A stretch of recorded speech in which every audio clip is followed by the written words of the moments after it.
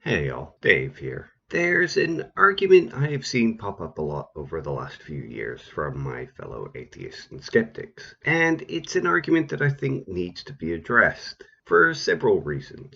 Among these reasons are that it shows bad epistemology, bad reasoning, and bad logic. The argument also shows bad skepticism, something I would hope that most skeptics would want to avoid. So, what is that argument? Well, that argument is that something does not exist until evidence or proof is provided to show that it exists. Now, the argument can be seen in a few different ways. There are stronger and weaker readings of this argument. And as we'll see as we go along, it is used in both the stronger and weaker ways by atheists and skeptics.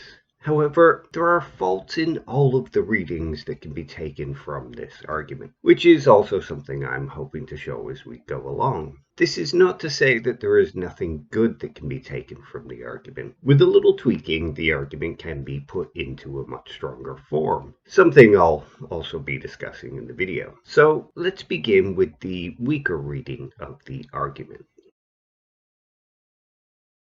The weaker reading is a prima facie reading. In other words, it is a reading without any expansion or without any added nuance. It is a reading based solely on what the argument says, which is, essentially, how those unfamiliar with the supporting arguments will take this argument. Taken on the face of it, the argument seems to be one about ontology and not one about epistemology.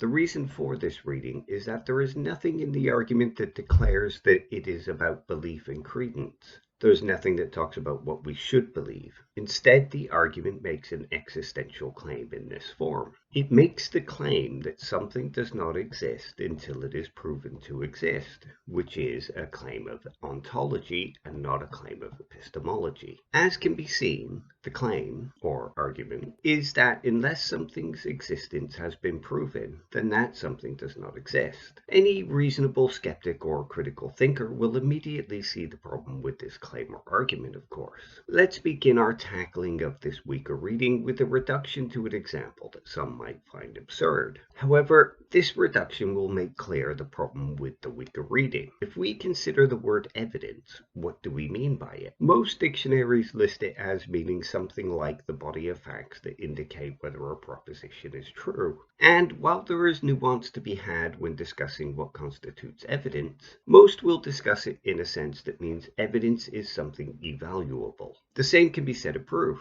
Proof is something evaluable. With both evidence and proof being evaluable, this means that there must be some kind of mind involved, as there needs to be a mind to do that evaluation. Now, let's think back to a time before life evolved on our planet. During this time, there would be no such thing as evidence or proof.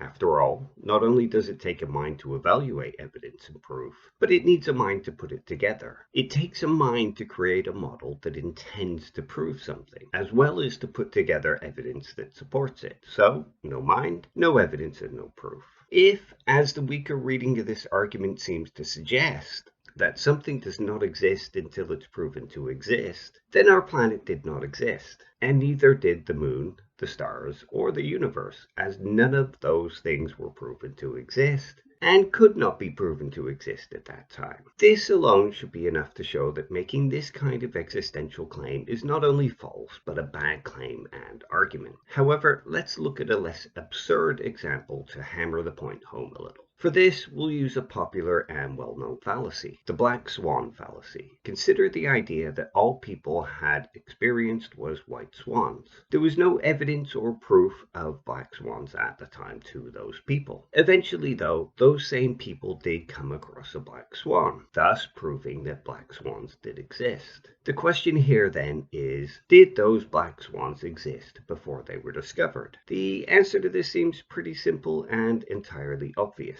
Yes, of course they existed. If they didn't exist prior to being discovered, then they would never have been discovered. Something that doesn't exist can never be discovered. That something does not exist after all. So, when considering both the more absurd example and the more realistic example, the weaker reading does not seem to hold. Now, we could argue here that this is evidence that when people make this argument, they are not using the weaker version or existential version of the argument. The fact that this claim seems so obviously wrong is evidence that they are using it in the sense of the stronger version or the epistemological version. However, that would be jumping the gun. While I wish it was the case that all people using this argument were using the stronger version, some are not. Unfortunately, there are those that do put this forward in the sense of the weaker reading. After putting forward the black swan example to someone, I was told that the claim that black swans existed before we discovered them was both existentially and philosophically incorrect. It also wasn't the only time that I have had people tell me that it is false that something exists before we discover their existence. However, often when pushed, the same people that use the weaker claim will move over to the stronger reading. When pushed, the same person that claimed that something doesn't exist until it's proven to exist shifted from the existential claim to the epistemological claim, shifting the claim from one about actual existence to whether or not we know it exists. They also, unsurprisingly, accused me of being a theist, something that atheists really should stop doing. Not everyone that challenges the argument of an atheist is a theist, or motivated by protecting belief in God. But that's an aside for a different discussion. One problem with this shift from the existential claim to the epistemological claim is that there was still an attempt to protect the existential claim. In response to the question of whether something existed before we knew it was there, the answer was possibly, and more than likely. Unless this is some form of radical skepticism like Russell's 5-minute hypothesis, then this is an example of skepticism gone wrong. From other responses in the discussion, though, this person was not promoting Russell's 5-minute hypothesis. Instead, it was just an attempt to protect the existential claim. If we consider the idea that for us to be able to discover something, that thing must exist, then the answer to whether it existed before we discovered it should be a simple yes. Everything we understand about the universe should tell us that this answer is a simple yes. If the universe didn't exist before we did, then the Earth could not have come about. If the Earth did not exist before we did, then we could not have come about. This seems a good reason to argue that these things existed before we did, just as our discovery of something gives us good reason to believe that it existed before we discovered it. So, unless someone wants to argue the truth of Russell's 5-minute hypothesis, argue against planet formation and evolution, then skeptics and atheists should drop the existential form of this argument and claim. Not only is it clearly and obviously wrong, but it will be in tension with and contradictory to many of the other claims that atheists and skeptics make. There simply is no good reason, as the average skeptic or average atheist, to make this argument. It is much better to endorse the stronger form of this argument. So, what is the stronger form of this argument? The stronger version of this claim or argument could be considered the epistemological version, meaning that it is not a claim about whether that thing actually exists, but about what we should believe. The claim something doesn't exist until it's proven to exist is saying, in a shorthand kind of way, that until something is proven to exist, then we should believe it doesn't. There can be some added nuance here from some as well, in that by it doesn't exist, what is meant is that it is not part of their worldview. This seems like a reasonable claim. If you do not believe that God exists, then God is not a part of your worldview. You also behave in a way that exemplifies the fact that you do not believe God exists.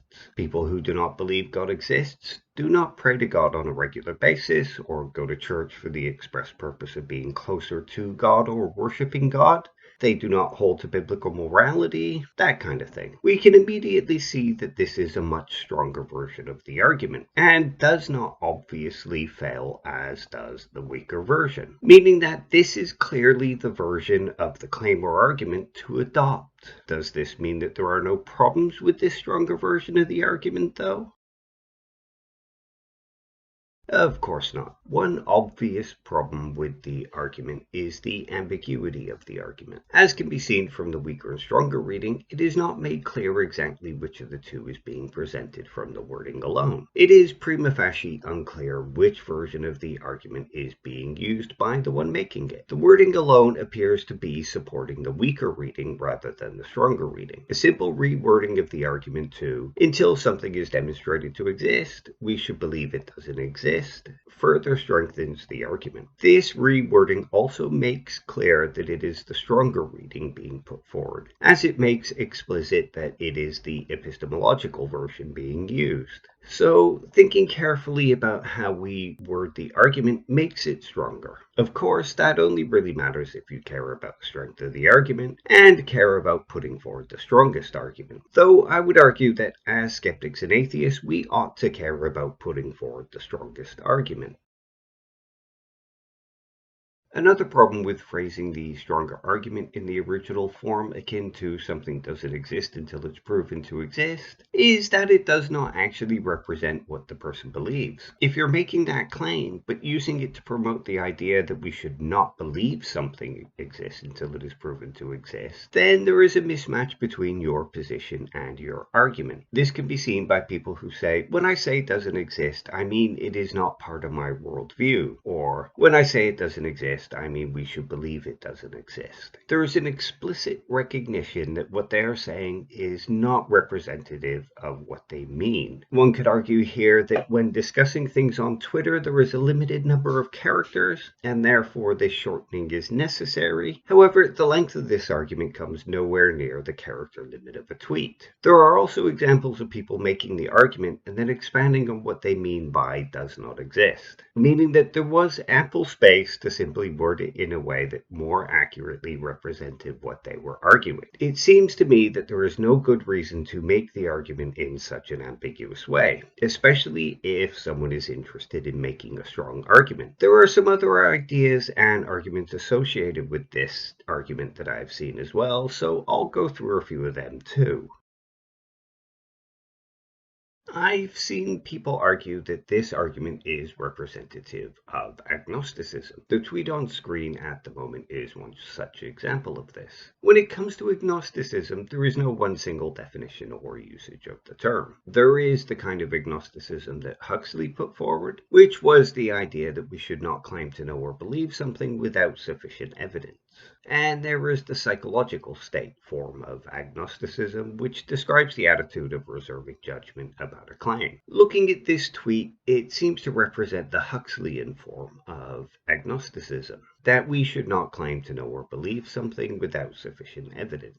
So the first part of this tweet is accurate. The problem comes with the claim, until then it doesn't exist. This is not what agnosticism argues. According to agnosticism, in the sense being argued here, one would need to provide sufficient evidence for the claim it doesn't exist before they should conclude that it doesn't exist. And one would need sufficient evidence for the claim in order to justify belief that it doesn't exist. Meaning that the first part of the tweet is correct, but the second half is incorrect, unless one considers that a lack of evidence of something is sufficient evidence for the claim that something does not exist. Is that really sufficient evidence, though? The beginning of the video discussed some ideas surrounding whether or not having no evidence is sufficient for believing something does not exist, and we'll return to that a bit later. But for now, we'll go through a few other related claims, as these claims can also help to expound on the idea that it is not sufficient to make the claim that it does not exist. One such claim is that the default position is that there is no God or gods until evidence to the contrary is provided. Is this the default position, though? The first question to ask here is, what exactly is meant by the default position? The default position according to what? and according to who. The default position would be one that would depend on the epistemological stance that a person takes. If one takes skepticism as their grounding for where they should place their beliefs, then it seems to me that the default position is not that there is no God or gods. There is no God or gods is a claim, just as there is a God or gods is a claim. Skepticism, at least in the popular sense used in the online skeptic community, is about proportioning our beliefs. It is the idea that we should proportion our beliefs according to the evidence. If we accept the claim that there is no God or gods, then this is us believing the claim that there is no God or gods. The question, as with the previous section, is whether or not there being no evidence for something's existence is evidence for the opposite claim. It seems from the argument at the beginning of this video that it is not evidence for the opposite claim. There being no evidence that there were no black swans at one time did not seem to be sufficient evidence to show that there were no black swans. There being no evidence for something seems to justify withholding our belief in that something, rather than believing the opposite claim. It takes further evidence to justify the opposite claim. So, at best, in the paradigm of skepticism that is popular in the skeptic community, the default position is to withhold belief. The default position is not believing the opposite claim. There's some nuance to be had with the idea that there being no evidence is not evidence for the opposite claim, of course. If I was to make a claim that there is a horse in my back garden, and yet that horse is not visible, then that lack of evidence is good evidence for the opposite claim. Same with the claim like there are two suns in the sky. The fact that there is no evidence that there is a second sun in the sky is pretty good evidence that there is not a second sun in the sky. So it is not necessarily the case that there being no evidence for something is not evidence that something does not exist. It certainly can be, depending on the context of the claim. In a more general sense, though, the idea that there isn't sufficient evidence to believe something is not evidence that thing does not exist. If we think about the arguments made at the beginning of the video, such as there being no evidence for the universe, the moon, and the earth before humans existed, did not mean there was no universe, no moon, and no earth. These arguments alone seem to provide good reason to think that the existential claim is false. There being no evidence for something's existence is not evidence it does not exist, except where certain claims appear. The idea that it is only evidence where certain specific claims appear also shows us that it takes additional evidence and arguments to support the claim that it does not exist. The discussion about agnosticism and the default position earlier on in the video also shows us that even in the epistemological sense, this argument or claim is not justified. As the claim that something does not exist is a claim in and of itself, both skepticism and agnosticism argue that we should withhold belief in the opposite claim until presented with sufficient evidence. The argument until evidence is provided that something exists, we should not believe it does, applies equally to the argument until evidence is provided that something does not exist, we should not believe it does not. Both are born of and express good skepticism, which is the idea that we should proportion our beliefs according to the evidence. As there being insufficient evidence for something does not necessarily mean it does not exist, we should not believe it does not exist based on that alone. A popular saying among the skeptic community is, I want to believe as many true things as possible and as few false things as possible. It's a saying we often hear someone like Matt Dillahunty espouse. If that is one of the goals of good skepticism, then the argument until evidence is provided for something's existence, it does not exist, is not an argument we as skeptics should be adopting, accepting, or following. As can be seen with the black swan example, it can lead us to false beliefs. An argument similar to, until evidence is provided for something's existence, there is no reason to believe it does, is one that is much more compatible with good skepticism. It is also the argument that has been most commonly promoted within the skeptic and atheist community for quite a long time.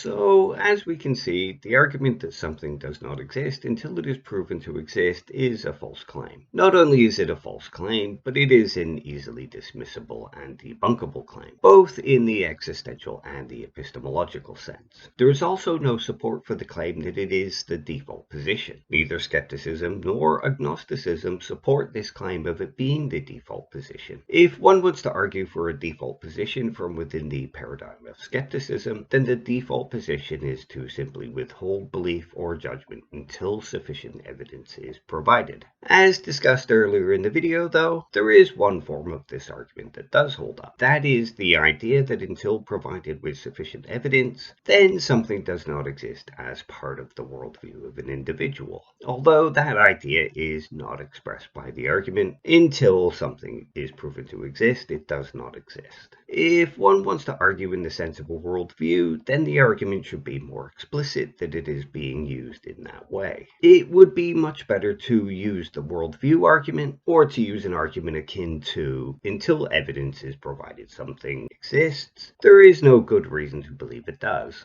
This argument is not only more accurate, but it's also stronger and more in line with the common skepticism promoted by the average skeptic and atheist in the community. It is also more in line with the idea of wanting to believe as many true things as possible and as few false things as possible, often promoted by people like Matt Dillahunty. And so here we are at the end of the video and argument. As always, I very much appreciate you giving me your time and listening to my argument. Hopefully it will at least make you think about the argument that something does not exist until evidence is provided it does a little more clearly or a little bit differently, even if it doesn't convince you to change the argument or stop using the argument. Until next time, take care, and I hope life treats you well.